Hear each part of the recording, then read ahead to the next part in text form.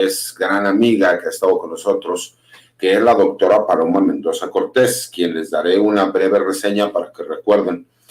Ella es profesora e investigadora consultora, licenciada en Ciencias Políticas y Administración Pública por la UNAM, es maestra en Gobierno y Asuntos Públicos por la misma Universidad Nacional Autónoma de México, doctora en Estudios Organizacionales de la Universidad Autónoma Metropolitana, es egresada del William J. Perry Center for Hemispheric Defense Studies, el National Defense University en Washington, D.C., así como el Instituto Tecnológico de Estudios Superiores de Monterrey, el CIDE y el INACIPE.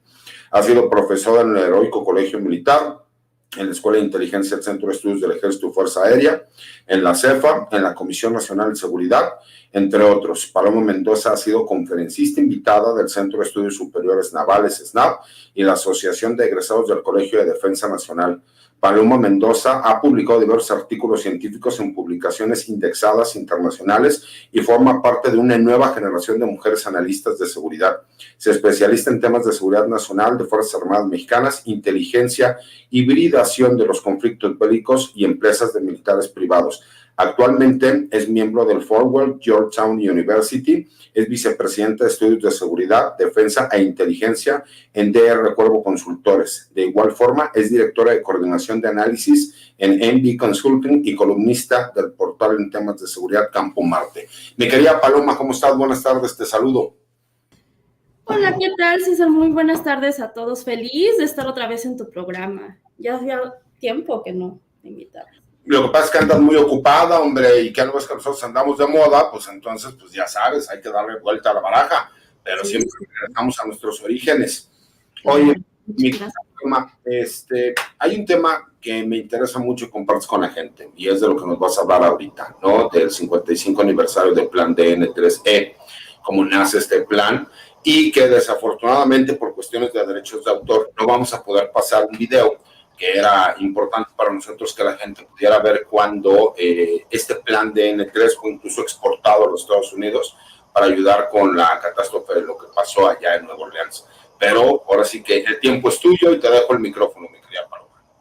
Muchas gracias, César. Bueno, debo reconocer que cuando inicié mi carrera profesional, el primer artículo que publiqué fue sobre el plan de N3, entonces para mí tiene un lugarcito muy especial como investigadora, porque es una de las partes que dan la cara, una buena imagen institucional, no solamente del ejército, sino de las Fuerzas Armadas. Recordemos que existe el plan de N3 y también la Armada tiene su plan Marina, ¿no? Que ahí, bueno, ya sabemos que a veces hay tensiones y conflictos y dicen los del ejército, es que los de la Marina nos copiaron. Bueno, cada quien tiene su plan, tiene sus semejanzas, tiene sus diferencias, pero en sí tienen cosas muy interesantes.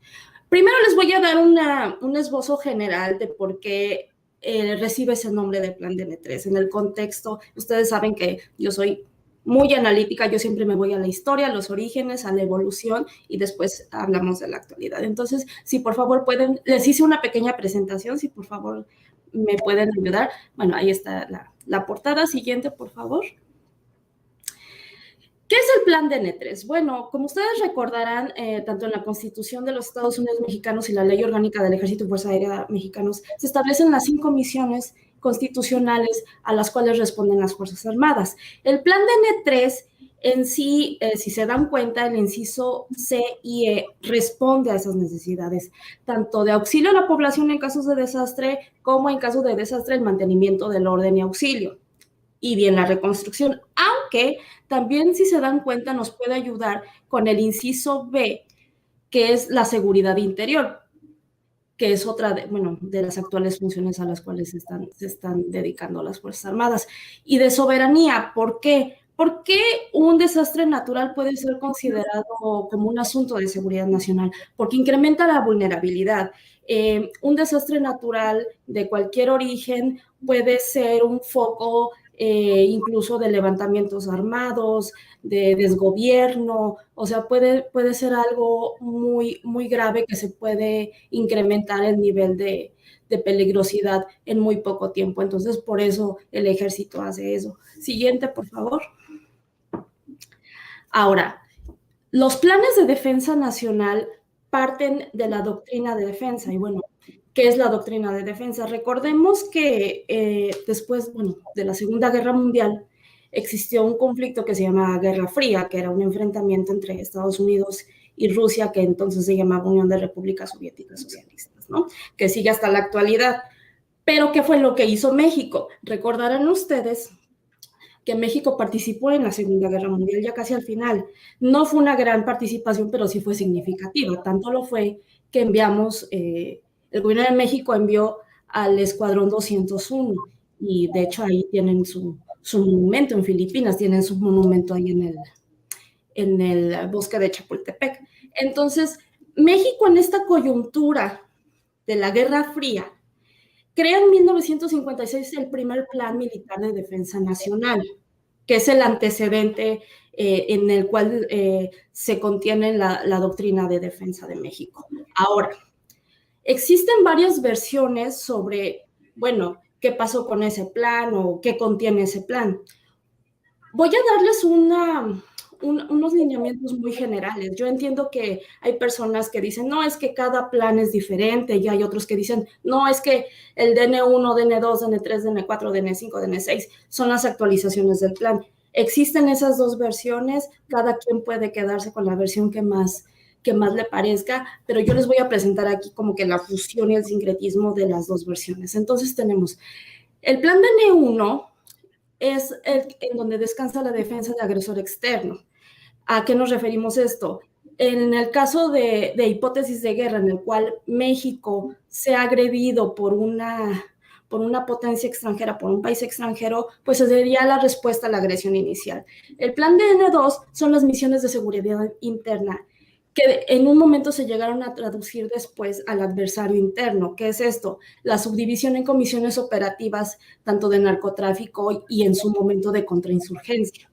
El plan de N3 nace en 1966, cuando se lleva a cabo el desbordamiento del río Pánuco y afecta a los estados de Veracruz y Tamaulipas. ¿Qué fue lo que pasó ahí? Que el presidente de la República gira instrucciones a la Secretaría de la Defensa Nacional para que creen un instrumento operativo. Y de hecho ya es cuando incluyen la cuestión de desastres naturales a toda esta doctrina de defensa nacional. Algunos dicen, bueno, es que plan de N3, ¿qué significa? Plan de N3-E significa ejército. Bueno, esa es una versión. Otra versión es que dentro del plan militar de defensa nacional, los desastres naturales son el inciso E, y por eso se denomina plan de N3E. Están esas dos versiones y digo, cada quien puede elegir la que más le parezca. Ahora, el plan de N4 es la actualización después de 1966, en la cual ya se establecen tres hipótesis más actualizadas, que es un conflicto bélico por una potencia con mayores recursos, casi, dígase, Estados Unidos, una hipótesis de guerra en la cual una potencia como Estados Unidos nos invadiría. La segunda hipótesis es de una potencia con los mismos recursos o menores recursos que México, o sea, otro país. Y la tercera hipótesis sería de desastres naturales. Ahora, ya sé que no es hipótesis de guerra un desastre natural, pero pues es lo que les explico. Un desastre natural puede evolucionar a un riesgo a la seguridad nacional por esa situación que crea de vulnerabilidad, ¿no? Entonces, ya el plan DN5, que es la actualización en el año 2000, y que después se traduce en el Plan Militar de Defensa Nacional DN6 Director, que de hecho hace un par de años se filtró a la prensa y que es, si ustedes tienen oportunidad de buscarlo y de leerlo, es más bien como un diagnóstico, y yo me atrevería a decir, porque yo vi las semejanzas con un análisis FODA de fortalezas, riesgos, amenazas, que es lo que se utiliza más bien en estudios prospectivos para la inteligencia. Entonces, hacen así todo su diagnóstico y dicen las capacidades que tienen en el caso del ejército mexicano para hacer frente a estas hipótesis de guerra o hipótesis de conflicto. No sé si quieras comentar algo hasta aquí, César.